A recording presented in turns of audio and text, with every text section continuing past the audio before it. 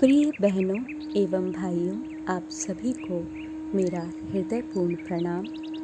हम पढ़ रहे हैं पुस्तक व्यक्तित्व का प्रकटन, रिवीलिंग पर्सनैलिटी। आज हम इसके अध्याय 19 बिना कुछ किए बहुत कुछ करना भाग 5 को पढ़ना प्रारंभ करेंगे। पूज्य श्री चारी जी महाराज ने 12 जुलाई 1993 स्विट्ज़रलैंड में जो वार्ता दी थी, इस अध्याय में उसी का संग्रह है। तो चलिए इसे शुरू करते हैं।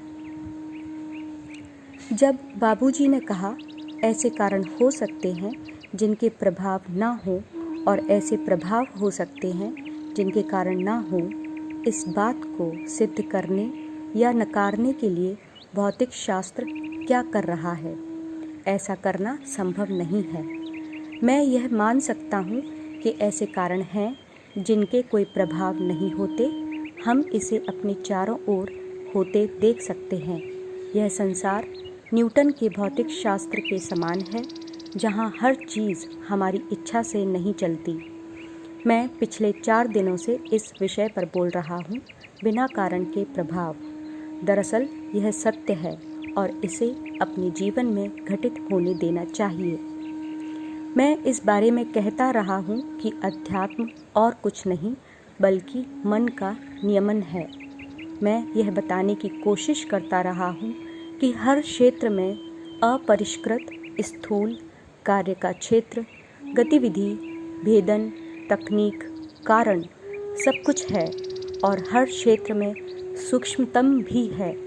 उदाहरण के लिए निर्देश देने के क्षेत्र में यह केवल सुझाव भी हो सकता है, जैसा कि बाबूजी ने कहा, सूक्ष्मतम सुझाव। सूक्ष्मतम सुझाव से सूक्ष्म सुझाव, फिर ठोस सुझाव जिसे आज्ञा भी कह सकते हैं, फिर स्थूलतम सुझाव जिसे हम आदेश कह सकते हैं, रुक जाओ। अब ऐसी परिस्थितियां भी होती हैं जहां हमें स्थूल निर्देश देने की ज़रूरत होती है, जैसे हम ट्रैफिक को केवल सुझाव देकर नहीं रोक सकते। वैसे किसी समय में फ्रैंकफर्ट के सबसे व्यस्त चौराहे पर कुछ समय के लिए इसका प्रयोग करना चाहूँगा।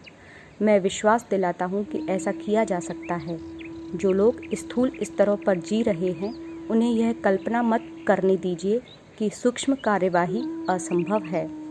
जब बाबूजी ने कहा एक ग्रह को भी उसके परिक्रमा पथ से केवल सूक्ष्म सुझाव द्वारा बाहर फेंका जा सकता है, तो वे मजाक नहीं कर रहे थे, वे अनुमान नहीं लगा रहे थे, वे सुझाव भी नहीं दे रहे थे, वे कह रहे थे कि यह संभव है।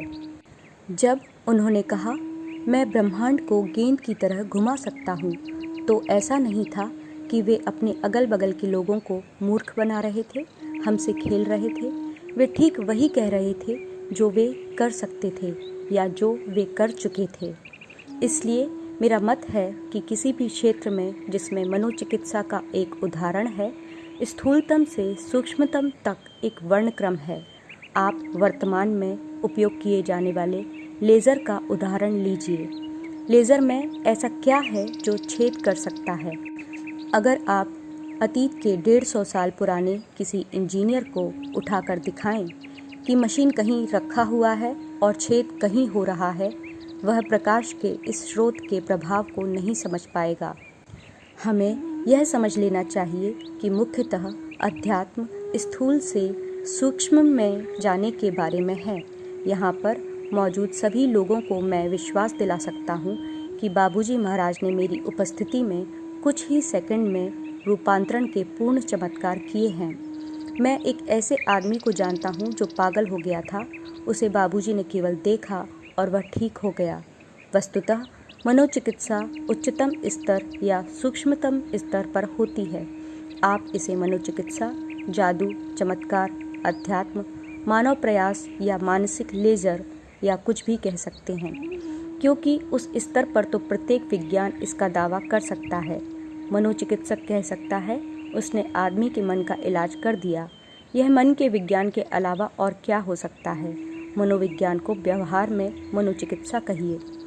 बाबूजी के आसपास रहने वाले वैज्ञानिकों को अक्सर हमने पाया कि उनमें से हर एक उस तकनीक को ठीक से पाने की कोशिश कर रहा है जिससे विज्ञान का उनका क्षेत्र उस पर अपना दावा कर सके। यह वास्तव में किसकी तकनीक है? रसायन शास्त्र की, भौतिक शास्त्र की, मनोचिकित्सा की, शरीर विज्ञान की, किसकी? उत्तरी ध्रुव से दक्षिण दिशा किस ओर है? किसी भी दिशा में आप चलिए तो वह दक्षिण है कि नहीं? दक्षिणी ध्रुव से आप किसी भी दिशा में जाएं, वह उत्तर दिशा ही होगी। हमारे लिए यह आश्चर्यजनक होगा। मान लीजिए बाबूजी उत्तरी ध्रुव पर अपने हुक्के के साथ बैठकर कहते, तुम कहीं भी जाओ दक्षिण की तरफ जा रहे हो। आप कहेंगे, शाहजहांपुर का यह आदमी भूगोल को गड़बड़ कर रहा है। आप कहीं भी जाएं, वो दक्षिण है। क्या ऐसी स्थिति के बारे में सोचना संभव है? हाँ, जब आप उस जगह पर हों जहाँ हर चीज़ आकर मिलती है। आप चाहें जिस भी दिशा में जाएं, आप उन्हीं की दिशा में जा रहे हैं। इसके अलावा कोई अन्य दिशा है ही नहीं। हमें इस बात को समझना चाहिए कि पेड़ खुद उसकी पत्तियां नहीं हैं, न शाखाएं, न तना, न जड़ें। सबको साथ मिलाने से पेड़ की रचना होती है। लेकिन पेड़ को इनमें से किसी भी चीज़ की ज़रूरत नहीं होती। अगर पेड़ बीजमय जीवन के रूप में नहीं होता तो वह बीज कुछ और बन गया होता। इसलिए पेड़ अपनी अभिव्यक्ति से स्वतंत्र है।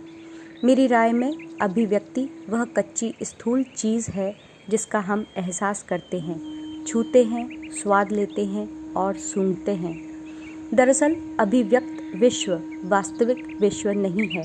जब इसके बारे में वैज्ञानिक गणितीय समीकरण लगाते हैं और अनिर्धारण हाइजेनबर्ग सिद्धांत बताते हैं तो यह अच्छा लगता है।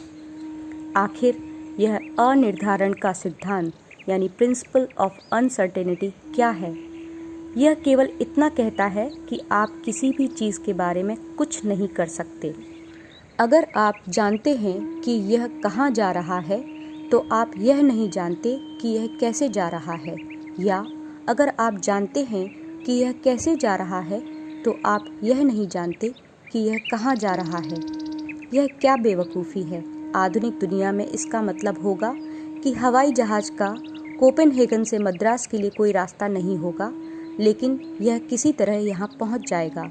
और अगर इसका एक रास्ता है तो इसे यह नहीं पता होगा कि यह कहाँ जा रहा होगा। मैं आध्यात्मिकता के बारे में बात करने जा रहा था, परंतु मैं हाइजेनबर्ग के बारे में बोलता रहा। आप सोचते हैं कि मैं हाइजेनबर्ग के बारे में बोल रहा हूँ, लेकिन मैं वास्तव में आध्यात्मिकता के बारे में बोल रहा हूँ और आपको भ्रांति हो गई। लेकिन इस भ्रांति में से कुछ सत्य तो जरूर उभर कर आता है और तब मनोचिकित्सक परेशान होता है कि मेरा विश्लेषण किया जाना चाहिए या खुद उसका। इस मामले में यहाँ बड़ा घोलमेल है। फिर भी इस सारी अनिर्धारणता यानी अनसर्टेनिटी में एक निर्धारित सिद्धांत है। मनुष्य के स्तर पर हर चीज़ जीन्स है। अगर आप उससे भी नीचे जाना चाहते हैं तो 4 प्रसिद्ध मूल प्रोटीन हैं, ACTG यानी adenine, cytosine, thymine and guanine, जो इस संपूर्ण संरचना के मूलभूत अंग हैं। उन चारों के पीछे क्या है? मैं कहूँगा सिर्फ इच्छा शक्ति और कुछ नहीं। ईश्वर ने कहा वहाँ प्रकाश होने दो। हमने भी कोशिश की। जब मैं अपनी पत्नी से कहता हूँ कि प्रकाश होने दो तो वह कहती है उठो और स्विच ऑन कर दो। ईश्वर ने कहा प्रकाश तो चारी जी ने कहा प्रकाश होने दो। इससे काम नहीं होता।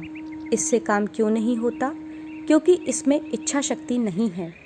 इस यंत्र में स्विच की ज़रूरत है। मुझ में यह कहने की हिम्मत है कि अगर ईश्वर भी आए तो उसे स्विच ऑन करना होगा, क्योंकि यह वस्तु स्थूल है मगर ईश्वर स्थूल नहीं हो सकता। एक अस्तित्व जो शरीर में नहीं है, जिसके दिमाग नहीं है, जिसके ज्ञानेंद्रिय नहीं है, जो पहचान नहीं सकता, जो कुछ भी नहीं है, वह मशीन कैसे चला सकता है? लेकिन फिर भी आप सोवियत संघ के उस आदमी के बारे में पढ़ते हैं जो सब्बल को बिना छुए ही मोड़ सकता है। मुझे उसका नाम याद नहीं है। जब वह कमरे में आया दरवाजे स्वतः खुल गए, जब वह गया तो दरवाजे खुल गए। सोवियत संघ के इस आदमी के बारे में एक बड़ी सी किताब है और वे नहीं जानते कि उसे क्या कहा जाए। अंतर्दृष्टा, रहस्यमय व्यक्तित्व, जादूगर, थोड़ा थोड़ा सभी कुछ। कारण है मन का नियमन। बाबूजी ने एक निगाह फेरी और पागल व्यक्ति मानसिक रूप से स्वस्थ हो गया। ऐसा नहीं है कि केवल ईश्वर ही इन चीज़ों को कर सकता है। ईश्वर की इस रचना के पीछे उसका यही विचार क्रियाशील है कि यह उसका प्रतिरूप बन जाए। वस्तुतः ईश्वर भी हमारे विकास के साथ विकसित हो रहा है। यह वैसे ही है जैसे हमारे शरीर में सारी कोशिकाओं के ठीक से काम करने से अधिक कोशिकाएं बनती और नष्ट होती हैं और मैं विकसित होता जाता हूँ। यह प्राचीन वैदिक कथन है कि संपूर्ण चीज़ें कुछ और नहीं, एक पुरुष हैं। हम बाबूजी को एक व्यक्तित्व कहते हैं, वे लाला जी को विशिष्ट व्यक्तित्व बताते हैं। हम सबके व्यक्तित्व हैं, फिर हम लोग वैसे व्यक्तित्व क्यों नहीं हैं? हमारे पास व्यक्तित्व है या हम एक व्यक्तित्व हैं, इन दोनों में फ़र्क है। वास्तव में हमारे कई तरह के व्यक्तित्व हैं और यही हमारी समस्या भी है। अब यह चरित्र क्या है? व्यक्तित्व, जैसा मैंने कहा, यह हमारे संस्कारों के संपूर्ण पैटर्न का प्रतिबिंब है जिसे हम ढोते हैं। हम इस समस्या पर आते हैं कि हमारा व्यक्तित्व हमसे कार्य करवाता है। किसी का व्यक्तित्व आक्रामक होता है, किसी का निष्क्रिय। कोई निष्क्रिय आक्रामक है तो कोई आक्रामक निष्क्रिय, सभी तरह के मिश्रण। आखिर ये व्यक्तित्व आते कहाँ से हैं? परिभाषा के अनुसार व्यक्तित्व हमेशा मिथ्या होता है। यूनानियों ने इसकी परिभाषा मुखौटा यानी पर्सोना शब्द से जोड़कर की है। हम सभी अलग अलग मुखौटे में चल रहे हैं और एक मुखौटा ऐसा भी है जो व्यावसायिक है। जब कोई डॉक्टर घर आता है तो वह डॉक्टर नहीं रह जाता, वह अपनी पत्नी का पति है, बच्चों का पिता है और अपने पिता का पुत्र है। फिर डॉक्टर का व्यक्तित्व कहाँ है? यह दरवाजे पर ही छूट जाता है। जब वह बाहर जाता है, अपनी हैट लगाकर ब्रीफकेस हाथ में लेता है और फिर डॉक्टर बन जाता है। यह रंगमंच की तरह है। शेक्सपियर ने कहा, यह दुनिया एक रंगमंच है और हर पुरुष और हर स्त्री कलाकार की तरह इसमें काम कर रहा है। वह क्या है जो हमसे काम करवाता है? फिर वही संस्कार की समस्या। एक बुद्धिमान इंसान जो किसी अन्य इंसान की तरह ही बुद्धिमान है, भौतिक शास्त्री क्यों बन जाता है, जबकि दूसरा केमिस्ट है और अन्य परोपकारी बन जाता है? लेकिन व्यक्ति ऐसा क्यों बनता है? यह उसके संस्कारों का जोर है और अधिक गहराई से इन रहस्यों में जाने पर हमेशा हमें क्षतिपूर्ति या हर जाने का कानून मिलता है। मैंने इस विषय पर शायद पिछले 50 सालों से अनुमान लगाया है, जब मैं बाबूजी के संपर्क में भी नहीं आया था। हमेशा से मेरी यह सोच रही है कि हर जीवन में अगर हमारा स्वास्थ्य ठीक ना हो, अगर हम अपने जीवन को उन्नत बनाने पर जोर ना दें, तो कोर्ट में टेनिस बॉल की तरह एक तरफ से दूसरी तरफ पिटते हुए अपने व्यक्तित्व के किसी प्रभावी पहलू से काम करते हैं। यानी हम इस स्लेट को साफ करते हैं, उसी तरह हम व्यक्तित्व के प्रभावी भाग को साफ कर देते हैं। इसमें एक जीवन लग सकता है और इसमें कई जीवन भी लग सकते हैं।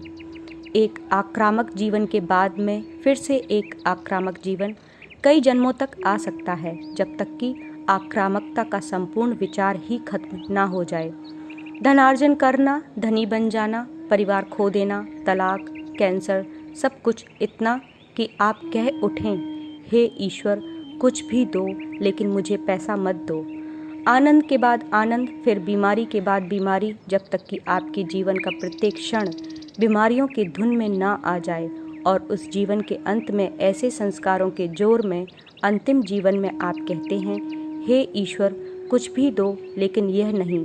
इस तरह इन संस्कारों से अगर हम एक एक करके पार हों तो हमें अनेकों जीवन की ज़रूरत है।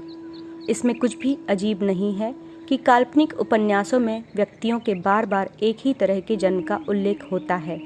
मेरा मानना है कि समस्त कल्पनाएं तथ्यों पर आधारित होती हैं। ऐसी कोई कल्पना नहीं है जो स्वतंत्र है।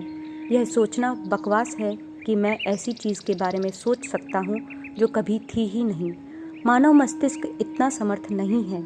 ईश्वर कहता है प्रकाश होने दो, जबकि वह खुद नहीं जानता कि वह क्या था। लेकिन हमारे लिए कल्पना का हर काम इस दुनिया और मानव अस्तित्व के तथ्यों पर आधारित होता है, जो कुछ हमने कभी कहीं देखा है, कहीं अनुभव किया है। जब बाबूजी कहते हैं कल्पना करो कि ईश्वरीय प्रकाश हृदय में है, तब हम क्या करते हैं? यह हमारे लिए केवल एक विचार है। इसलिए हम सूरज के प्रकाश, मोमबत्ती के प्रकाश, ट्यूबलाइट के प्रकाश के विचार पर गर्व करते हैं। हमें तुरंत चेतावनी दी जाती है, अपने अंदर ट्यूबलाइट या मोमबत्ती मत देखो। हम बिना माने ही मान लेते हैं। कल्पना करना असंभव है, फिर भी कल्पना कर लेते हैं, क्योंकि सारी कल्पनाएं तथ्यों पर आधारित हैं। किसी एक ही व्यक्ति से बार बार विवाह करना और एक ही प्रकार का दुख हर बार भोगना, किसी प्रभावशाली संबंध या व्यक्ति के प्रभावों को समाप्त करना, इसके लिए कभी कभी हमें कई बार जन्म लेना पड़ता है। दूसरी भाषा में इसे शाश्वत पुनरावृत्ति कहते हैं। एक चक्र में लगातार तब तक चक्कर काटना जब तक कोई आपको दूसरे क्षेत्र में धक्का ना दे दे। यही आध्यात्मिक जीवन का कार्य है। इसे अंदर से नहीं किया जा सकता, इसलिए इसे बाहर से किया जाना है। इसलिए हमें एक मालिक चाहिए, इसलिए हमें आध्यात्मिकता चाहिए, इसलिए हमें ध्यान, सफाई, सतत स्मरण, 9 बजे की प्रार्थना आदि की ज़रूरत होती है। मैं किसी भी क्षेत्र में इंजीनियरिंग और तकनीक या छत पर कॉपर शीट्स का विरोध नहीं कर रहा हूँ। अगर मेरे पास रुपया होता तो अपनी छतों पर सोने की शीट्स लगवा देता। सोना कभी खराब नहीं होता। मैं स्विस लोगों से पूछना चाहूँगा कि वे अपनी छतों पर तांबे की शीट्स क्यों लगवाते हैं। यह हरी होकर ख़त्म हो जाएंगी। सोना समुद्र के पानी में 1000 साल रहकर भी सोना रहता है, कुछ और नहीं हो जाता। इसलिए इसे उत्तम धातु कहते हैं। आइए हम अपना जीवन उत्तम बनाएं, जो खराब न होता हो। हम खुद को उन सारे तत्वों से बचा नहीं सकते जो हमें खराब या भ्रष्ट कर सकते हैं। आपने यह कभी नहीं देखा होगा कि सोने को प्लास्टिक और टिन की पत्थर में सुरक्षित करके समुद्र में फेंका गया। इसे कभी खराब नहीं किया जा सकता। इसलिए सफाई पर्याप्त नहीं है। यह ठीक है कि कोई साफ कर रहा है। हम अपने अंदर यह सदा ही करते रहते हैं। कोई साफ कर रहा होता है और हम छापे बनाते रहते हैं। हम रचना करने की कोशिश करके केवल आंतरिक और बाह्य स्थूलता पैदा करते हैं। ऐसा कौन सा इंजीनियर है जिसने मेरे हृदय में चमत्कार किया है, मेरे और मेरे प्रियतम के बीच मेरे दिल में पुल बनाया है? ऐसा इंजीनियर कहाँ है? तो देखिए, परमेश्वर परिपूर्ण और दिव्यकर्ता बिना किए ही सब कुछ करता है। सारे क्षेत्र उसी के हैं, हालांकि वह किसी क्षेत्र का नहीं है। मनोचिकित्सक हुए बिना ही वह मन का, डॉक्टर हुए बिना ही शरीरों का, और वनस्पति शास्त्री हुए बिना ही वनस्पतियों का इलाज करता है। आखिरकार वह है क्या? कुछ नहीं। लेकिन कुछ नहीं होते हुए भी वह ये सब कैसे हो सकता है? जो कुछ नहीं है वही सब कुछ हो सकता है। जिसके पास कुछ नहीं है उसी के पास सब कुछ हो सकता है, क्योंकि उसके लिए सब कुछ उसी का है। वैज्ञानिक जो किसी भी स्तर की सत्ता, योग्यता और क्षमता के हों, अपने क्षेत्रों में सीमित होते हैं, लेकिन यह असीमित है। इसलिए परिभाषा करने से क्षेत्र सीमित हो जाता है। क्या हम सीमाएं चाहते हैं? नहीं। तो फिर हमें क्या करना चाहिए? आप जो हैं उससे ऊपर उठकर वहाँ तक पहुँचें जहाँ आपको होना है। सच्चाई यही है। हमें अपना धर्म बदलने की ज़रूरत नहीं है। अगर ईसाई हैं तो ईसाई मत से ऊपर उठिए और उस भिन्न स्तर से काम कीजिए। अब सारे धर्म आपके क्षेत्र में हैं। मनोचिकित्सक हैं तो मनोचिकित्सा से उस स्तर तक ऊपर उठिए जहाँ सारे मन आपके हैं, केवल मरीज ही आपका नहीं है। अंतिम स्तर पर चिकित्सक कभी भी रोगी नहीं हो सकता। पुजारी कभी भी पश्चाताप करने वाला नहीं हो सकता। आप समझे? इसलिए कृपया इस गलत निष्कर्ष पर ना पहुँचें कि मैं आलोचना करता हूँ। मैं आलोचना बिल्कुल नहीं करता। हर चीज़ से प्रेम करता हूँ। वस्तुतः वह क्या है जो वाकई प्रेम पैदा करता है? क्या वे जो परस्पर प्रेम कर रहे हैं बता सकते हैं कि उन्हें आपस में प्रेम क्यों है? अगर वे ऐसा कर सकते हैं तो यह प्रेम नहीं होता। ऐसी स्थिति में हर चीज़ बदल सकती है, लेकिन प्रेम कम नहीं होता। जवान व्यक्ति बूढ़ा हो सकता है, दांत वाले बेदांत हो सकते हैं, शक्तिशाली कमज़ोर हो सकता है। अच्छी आँखों वाले व्यक्ति की आँखें पथरा सकती हैं, फिर भी प्रेम जारी रहता है, क्योंकि इसका कोई कारण नहीं है। इसका अर्थ है कि घटना कुछ भी किए बिना घटी। प्रेम में ही यह सिद्धांत होता है। आपको प्रेम के लिए कुछ करना नहीं पड़ता, यह हो जाता है, यह स्वयं हो जाता है।